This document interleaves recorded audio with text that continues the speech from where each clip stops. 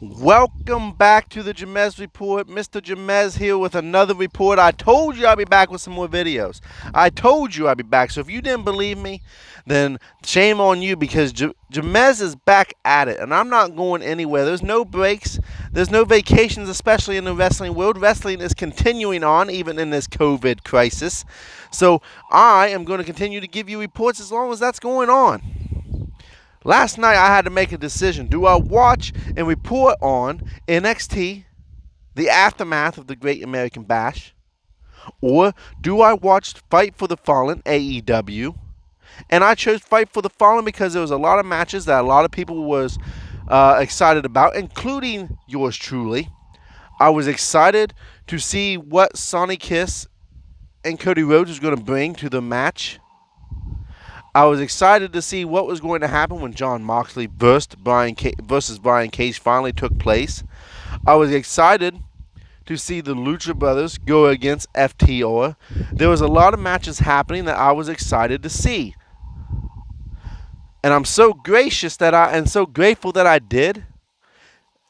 So, what happened? That's what everyone's coming to this video for. What happened? By the way, it's a nice, beautiful day out where I live. That's why I've been doing videos outside. If you've been wondering what happened, why did I stop doing them inside the house? Well, when I was first doing it, it was cold outside. It's nice outside. It's peaceful outside. I feel at home outside. Now, Fight for the Fallen. It started off with a bang. The TNT Championship on the line. Sonny Kiss versus Cody Rhodes. I said this in my last AEW video last week. I don't care what you think of Sonny Kiss. I don't care about his life outside the ring. I'm strictly going to report and talk about his life and what he does inside the ring. He gets this championship opportunity. It's his Dynamite debut, you might as well say, because he's been on AEW Dark with Joey Janela teaming up with a few single matches thrown in now. Now, this was an unexpected match. Nobody expected this to happen. I did not expect it to be announced when it was announced last week after Fyte Fest. But here we are. And I was excited to see what was going to happen. I tuned in to Busted Open to listen to what Sonny Kiss had to say because I didn't know much about Sonny Kiss personally. And to come to find out that he was a dancer before he was a wrestler. Now, I know what you're going to say. Well, I thought you said you didn't care what they do in a personal life, and I don't. But it was just a fun fact that I learned and that you got to see take place on Fight for the Fallen last night. Cody Rhodes comes out and his extravaganza, his great and mighty entrance that he is. You can feel the championship presence of Cody Rhodes. You can feel his overconfidence in this match. Because let's be honest, nobody thought, including myself, that Sonny Kiss was going to take the title away from Cody. What I was hoping for and what I got was I was hoping for a good solid match, a good showing for Sonny to the point where maybe he will open some eyes to some people that was doubting him and give himself opportunities. Now, his entrance was interesting, to say the least. It was a lot of dancing, that's why I said that, he was a dancer before he was a wrestler. He showcased that with the Jacksonville Jaguar cheerleaders. And then when he got into the ring, the mood changed. Cody Rhodes, uncharacteristic-like, just bombarded and aggressively went after Sonny Kiss. I mean, as soon as the bell rang, Cody was across the ring pounding on Sonny Kiss. This was not a typical Cody move. This was not a humble move, to say the least. It was very arrogant. It was very aggressive, something we've not seen from Cody Rhodes to date since AEW has debuted. And so JR even said, and as this match went on, by the way, Sonny Kiss had a great showing. Cody just could not seem to put Sonny Kiss away. You can see the frustration building up on him, and mark my words right now, Cody Rhodes is due for a heel turn. It's coming. I don't know when the full heel turn is going to come. He's teasing it right now. I don't know when the full heel turn is coming, but it almost came to fruition last night. JR even said that Cody even said that this should be an easy win, an easy victory for him, easy match. And Sonny Kiss went out there and said, no, I'm not laying down. You're not going to take me out in a couple of minutes. This is not a Brock Lesnar match from WWE where it's going to end, or a Goldberg match where it's only going to be 2 minutes. You're going to work for this victory. And he did just that.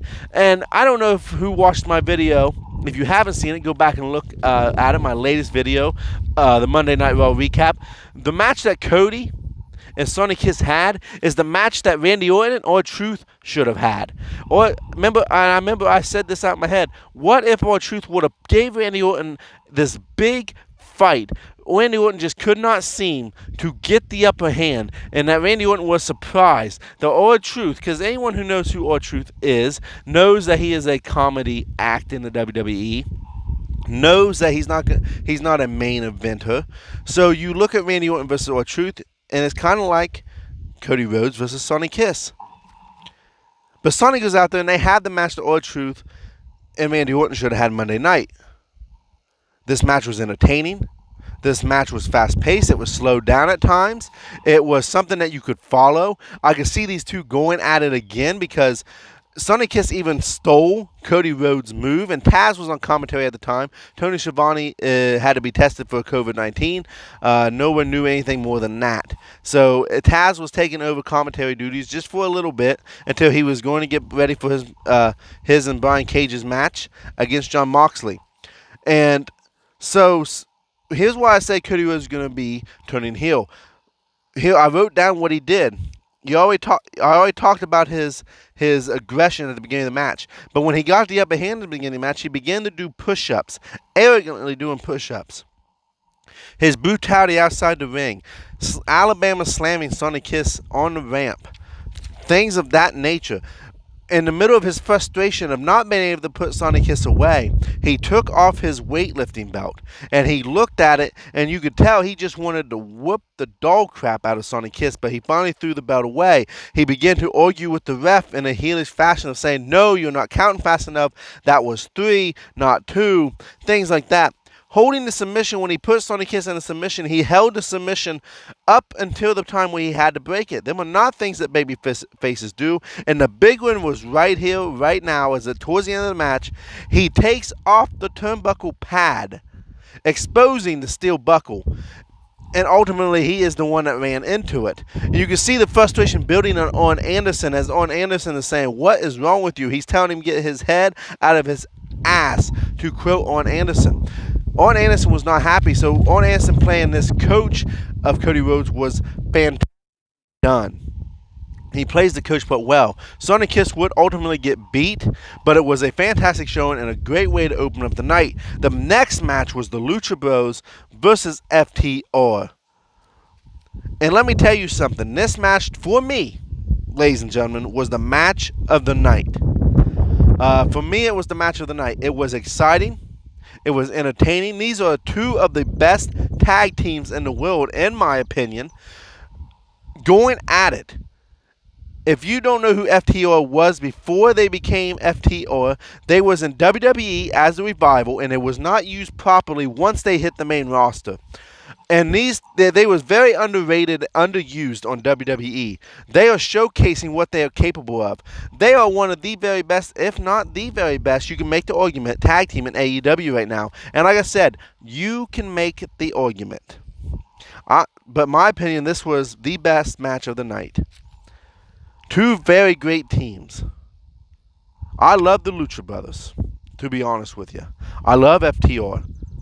Now, Lucha Brothers come driving in with the Butcher and the Blade in FTR's truck, because Butcher and Blade still had the keys to the truck, so they're still driving around, styling and profiling, as Ric Flair would say. And I just want to throw this out there. I love the all-white attire that the Butcher and the Blade have been wearing. To me, it makes them stand out. And that is very important and very good, to say the least. in my opinion. Now, this match is kind of a follow-up match that they had at Fyte Fest, where it was the Young Bucks and FTR versus the Lucha Brothers and Butcher and the Blade, which you would know that the Lucha Brothers would pick up the win over the Young Bucks. It wasn't FTR that got pinned, but it was kind of like, okay, you pinned the Young Bucks, but you didn't pin us type of atmosphere. And the Butcher and the Blade was watching and waiting and watching every bit of this match. And the ending was very unexpected, and it was a very smart move by FTR, because FTR they're kind of like a babyface team, but they're also playing with being a heel team. But the match was they took off Rey Fenix mask. Dex Hardwood did. Took off Rey Fenix mask, so he instantly covers up his face. Because if you're not acquainted with the luchador side of wrestling, their belief is they never take off their masks out in public. They wear them anytime they go out in public. They do not take off the mask. And Excalibur even said, and as you know, he was a luchador, because he also wears a mask full time on commentary, that would be a disqualification in a luchador match. Instant disqualification, but it was a perfect distraction in AEW for FTR to get the win. Now, something that I'm going to complain about is the fact that the Butcher and the Blade was waving the truck keys from a distance to FTR. I was very interested, because it was like these teams have not faced each other one-on-one yet. And they were saying, look, we still have your keys. What you going to do about it? It was a perfect build-up. And for whatever the odd reason is, the Young Bucks have inserted themselves into another storyline that they should have just left it alone and let FTR battle the Butcher and the Blade over the truck. The storyline possibilities that could have happened. That still might happen, but it's not going to be as interesting. It's not going to be as entertaining. There's not as many options now. I still say FTR is going to face Butcher and the Blade, but there's not going to be no hype behind it now, because the fact of the matter is the Young Bucks gave the truck keys back to FTR. Kenny Omega comes out there, and he, because of an incident over Bill, and anybody who don't know about anything about Kenny Omega, he is a straight edge. He doesn't drink. He drinks milk. He does not drink or party with alcohol or drugs or anything like that. But he comes out there and he says, just this one time I'm going to drink a beer to make ends kind of meet, to settle the differences. And they dump Bill and Kenny Omega. So they're kind of building up. They are building up for FTR versus the Young Bucks. And yes, they are building up for that, because FTR said they came to AEW for that reason, to face the Young Bucks. But the Young Bucks had, in my opinion, once again, my opinion and my thoughts is, they had no business being a part of that storyline any more than what happened at Fyte Fest. They should have let the key stay with the Butcher and the Blade, because the storyline possibilities. You could have had them. The fight would have been over the truck, and the winner gets the truck keys. Would the Butcher and the Blade demolish the truck? Would they paint it all white to match the all white attire? Would they do things? What could they have done? Could they have tried to ran over FTR? All these things that could have happened now that won't happen, because the Young Bucks, for whatever reason, had to get involved and take the keys back and hand it to FTR. But I digress. The next thing that would happen was Jericho would make the announcement. Good old Chris Jericho comes out, and he's making this announcement, and he has this announcement to be made. And when he comes out with Jake Hager. He comes out with Santana and Ortiz. And he comes out and he instantly says, and I quote JR, because he was very quiet on this, so JR must have muted his headset once he said it. He started talking about the ratings, because if anyone follows the ratings and the viewership of AEW versus NXT, NXT has won the last 2 weeks. I think 3 weeks, actually, but I know for sure the last 2. And Jericho was talking about that. Talking about, yes, they got the viewership, but they didn't have the most important numbers. And he called himself the demo god. And JR goes, oh, Lord. And I said this when I was talking about Fyte Fest. Why does AEW still, up this point, have to make it a fact to attack WWE? There's no point in it. Let WWE do WWE. AEW do AEW.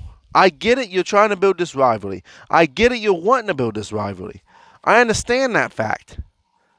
But WCW did the same thing when they was going at war with WWE in the past. They would begin to tell you spoilers of what was going to happen. And it actually started backfiring because then people started gunning over to see what happened. Remember the Mankind incident?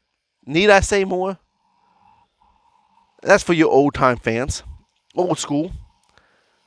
So here's the thing. Stop mentioning WWE. If you want to mention AEW or WWE in an off-the-stage interview where someone asks you a question, that's up to you, and that's fine. But keep it off the main product. There's no point in it. And I'm not sitting up here because, and you can probably see my Randy Orton shirt, dues paid. I'm not up here bashing and saying that WWE is the better. I'm not a WWE blowhard. What I'm saying is, as a wrestling fan, AEW be AEW. Let WWE do WWE. WWE has not attacked you as far as in the ring. Yes, they've attacked you in the court with lawsuits and things like that. But they have not attacked you and your product or on their nights when they're doing NXT and things like that. They've not taken them shots at you. So why must you fear to attack them all the time? And Jericho, pretty much this segment was to build up the rematch between Jericho and Orange Cassidy. Jericho, of course, did the heel thing, saying it's never going to happen again. No more. He takes a drink of orange juice, says one for me, one for you. And that's it. When Orange Cassidy comes out, and he goes like this, with the half thumb, and then he goes like this. And Jericho makes a joke of it, and then orange juice falls on Jericho. And I see a lot of people saying, that's unoriginal. AEW is copying from WWE, yada, yada, yada. Well, how much stuff is going to be original at this point in time? Think of all the things that happened in the Attitude Era. So and AEW is kind of bringing back that Attitude Era. So people are complaining about that. Here's the thing. It was entertaining. Was you not entertained? Yes, did they steal something from WWE to an extent? Absolutely. But how much original stuff can you do as far as segments and things like that? Last time I checked, WWE has not dumped anything on anybody for a little while now. So I had no problem with that. After that happening, it pretty much sets up the match that, yes, it is going to happen. Jericho and Cassidy, too. Jericho would then fill Taz's spot as the third man on commentary. The next match would be Jurassic Express versus the Elite, which that would be the Young Bucks and Kenny Omega. Once again, I'm not trying to bash the Young Bucks. I'm not trying to bash Kenny Omega. But why put these two together for no reason? There's no reason to why these teams were facing each other other than the fact that, they never faced each other before. Why not make it into a storyline? You see, I'm a very story-driven person in the wrestling world. I want to be invested personally in the match. I want to go, okay, here's who I want to see win and why. Here's who I want to see lose and why. Not just because I like Jurassic Express over the Elite or I like the Elite over Jurassic Express. I want a reason to care about this match. And just putting these teams together, you're going to steamroll through all these possible matchups too quickly, and they're not going to mean as much when they meet again.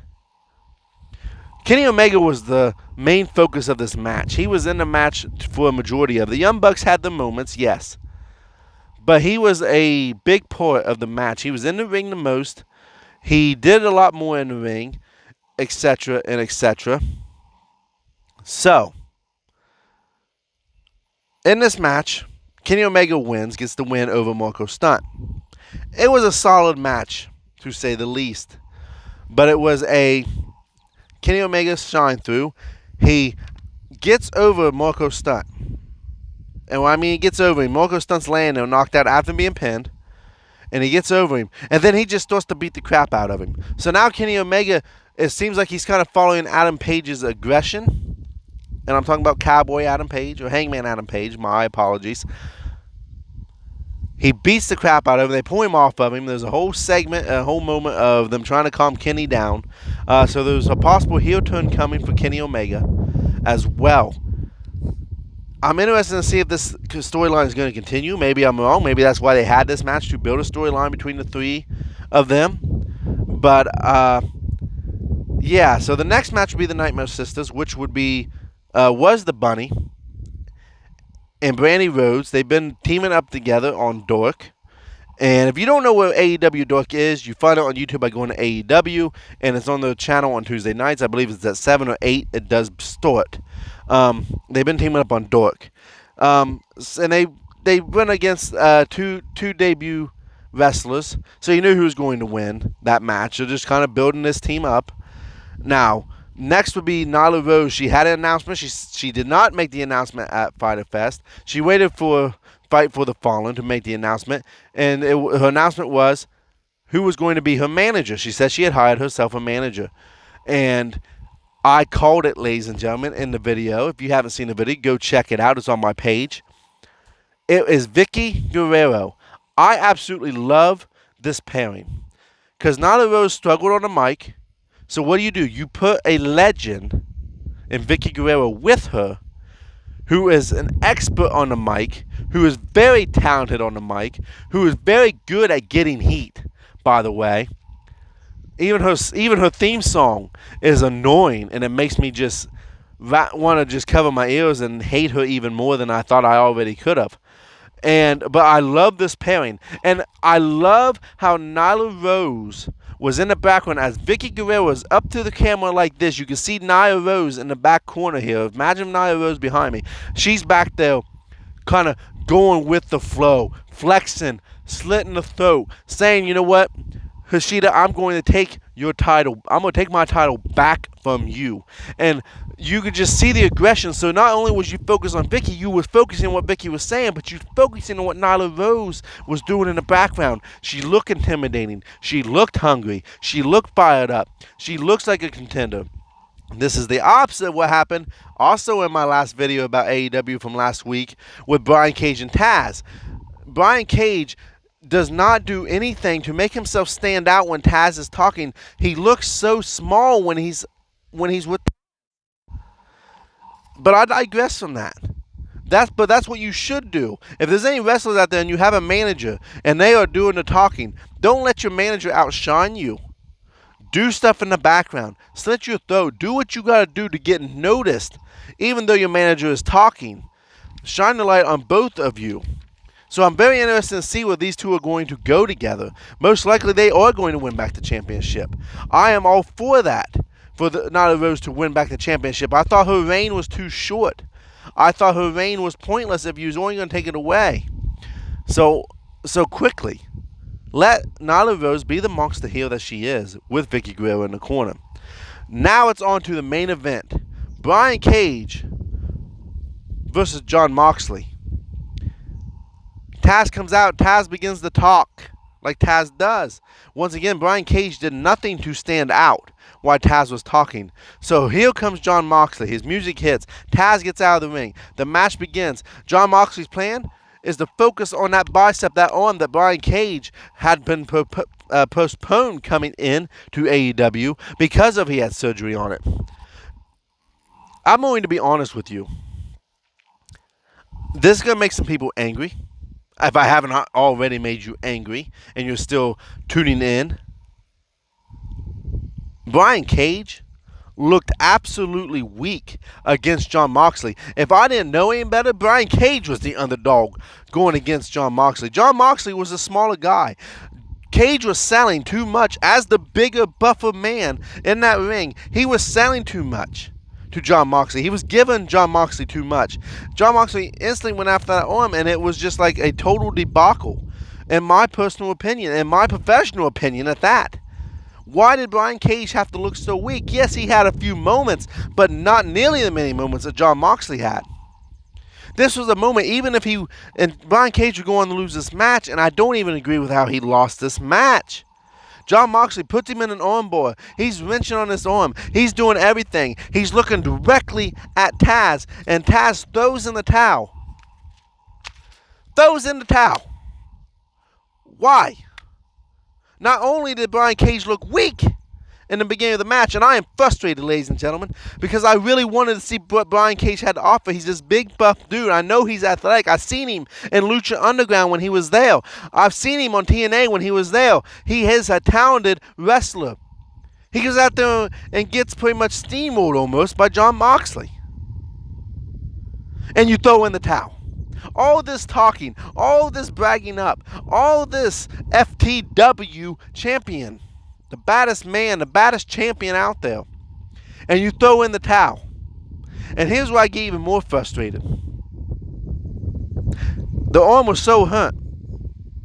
Where was the injury at a minute later when he attacks Jon Moxley and just begins to debacle and demolish him the way he should have in the match? Regardless if he wins or loses, why you need to make Brian Cage look strong against Moxley. You need to make it look like Moxley just barely gets this win.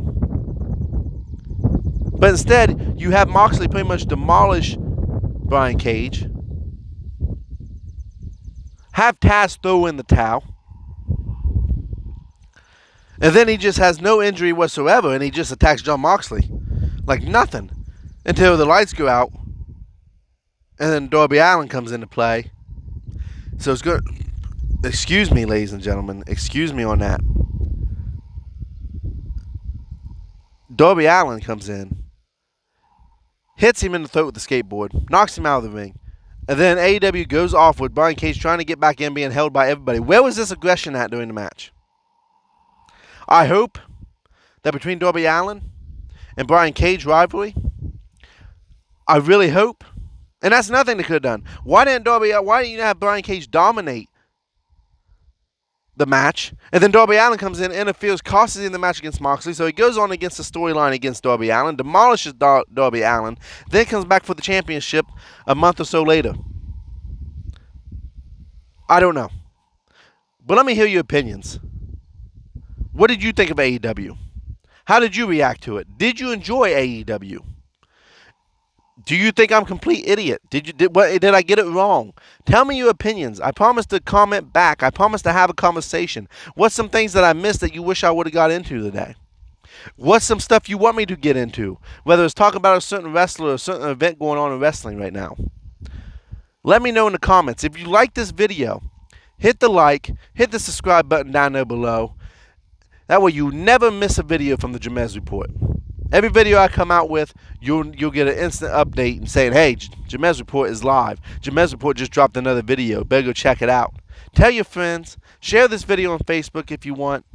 Thank you all for tuning in. And the purpose of God will always override the plans of man. The purposes of God will always override the plans of man. Thank you for tuning in. Have a great day.